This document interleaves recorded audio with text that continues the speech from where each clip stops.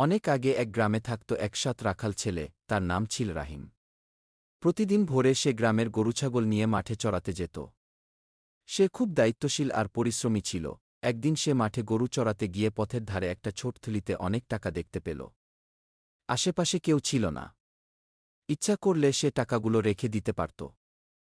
কিন্তু রাহিম ছিল খুব সৎ। সে ভেবে দেখল, কারো হারানো টাকা কষ্টের রোজগার হতে পারে। সে গ্রামে ফিরে মাইকিং করল এবং জানিয়ে দিল, যে এই টাকা হারিয়েছে সে এসে প্রমাণ দিয়ে নিয়ে যাবে। এক বৃদ্ধ লোক এসে প্রমাণ দিয়ে তার টাকাগুলো ফিরে পেল।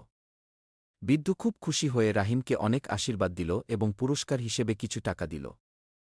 এরপর রাহিমের সততার কথা সারা গ্রামে ছড়িয়ে পড়ল। সবাই তাকে খুব সম্মান করতে লাগল।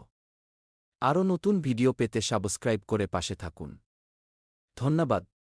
অনেক আগে এক গ্রামে থাকত এক সৎ রাখাল ছেলে, তার নাম ছিল রাহিম। প্রতিদিন ভোরে সে গ্রামের গরুছাগল নিয়ে মাঠে চরাতে যেত। সে খুব দায়িত্বশীল আর পরিশ্রমী ছিল। একদিন সে মাঠে গরু চরাতে গিয়ে পথের ধারে একটা ছোট থলিতে অনেক টাকা দেখতে পেল। আশেপাশে কেউ ছিল না।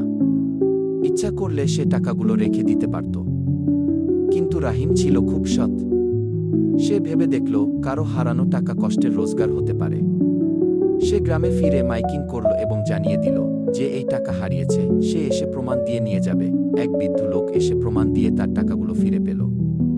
বৃদ্ধ খুব খুশি হয়ে রাহিমকে অনেক আশীর্বাদ দিল এবং পুরস্কার হিসেবে কিছু টাকা দিল। এরপর রাহিমের সততার কথা সারা গ্রামে ছড়িয়ে পড়ল।